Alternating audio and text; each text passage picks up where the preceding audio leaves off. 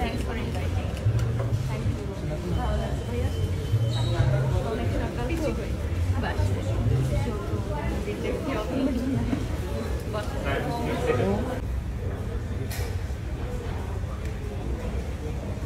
প্রিয় দর্শক আসসালামু আলাইকুম। আজকে একটি ডেইলি ব্লগে সবাইকে ওয়েলকাম করছি। আজকে আমি চলে এসেছি বসুন্ধরা সিটি শপিং কমপ্লেক্সে, খুবই আর্লি স্টার সিনেপ্লেক্সে প্রিয় মালতী দেখব বলে কথা।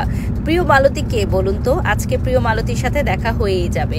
সো আর্লি মর্নিং চলে আসলাম, কারণ আমাদের ফার্স্ট শো ছিল 11টায়। তো আজকে আমি মেহজাবিন চৌধুরী আপুর জন্য এসেছি। আপুকে মাশাল্লাহ অনেক সুন্দর লাগছে, আমাদের প্রিয় মালতী। এবং আজকে আপুর জন্য অনেক বড় একটি দিন, কারণ বড় পর্দায় আপুকে আজকে ফার্স্ট টাইম দেখব। আমি অনেক বেশি এক্সাইটেড ছিলাম, কারণ আমার খুব প্রিয় একজন অভিনেত্রী মেহজাবিন চৌধুরী। শুধু আমার প্রিয় না, আমার মনে হয় বাংলাদেশে এবং বাংলাদেশকে ছাড়িয়ে এখন আপু কিন্তু বিশ্বের দরবারে আমাদের বাংলা চলচ্চিত্রকে রিপ্রেজেন্ট করছে মাশাল্লাহ। সাথে ছিলেন ইভান শাহরিয়ার, সোহাগ স্যার। তো আমরা কথা বলছিলাম, প্রিয় মালতী নিয়েই কথা বলছিলাম। এবং আজকে 20 ডিসেম্বর থেকে সারা দেশে কিন্তু শুভ মুক্তি হয়ে গেল প্রিয় মালতীর। সত্যিকার অর্থে সিনেমাটা দেখে চোখের পানি ধরে রাখতে পারলাম না। এত সুন্দর একটা সিনেমা যে বাংলাদেশে তৈরি করেছে এবং বাংলাদেশি আর্টিস্টরা করেছে, আমার কাছে সত্যি অনেক প্রাউড ফিল হচ্ছিল যে ইন্টারন্যাশনাল ফেস্টিভগুলোতে যাওয়ার মতো একটা সিনেমা প্রিয় মালতী। এবং ঠিক তাই, সেটা কিন্তু ইন্টারন্যাশনালি আমাদের বাংলা চলচ্চিত্রকে রিপ্রেজেন্ট করার মতোই একটা সিনেমা। আর গল্পটাও খুবই সুন্দর।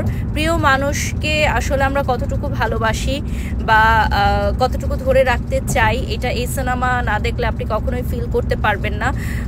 এই সিনেমাটা দেখেই আসলে আমার ফিল হয়েছে যে আসলে প্রিয় মানুষটিকে আমাদের আরও বেশি আদর যত্ন করে রাখা উচিত। এবং সিনেমাতে কি আছে সেটা বলবো না, অবশ্যই সিনেমা হলে গিয়ে দেখতে হবে। আর মেহজাবিন চৌধুরীর আপুর অভিনয় নিয়ে নতুন করে বলার কিছুই নেই, বরাবরের মতোই অসাধারণ অভিনয়। তবে আমি বলবো আপুর সাথে যারা স্ক্রিন শেয়ার করেছেন তারা অনেক সুন্দর অভিনয় করেছেন এবং ডিরেকশন আমি দিব 100-এ 100। এত সুন্দর ডিরেকশন ছিল সব কিছু, স্ক্রিন প্লে অ্যান্ড অল। আর আপু কিন্তু খুব সুন্দরভাবে আমাদের সবার জন্য আয়োজন করেছিল। So thank you so much. আজকে প্রিয় মালতী দেখলাম, আপনারাও দেখতে যাবেন।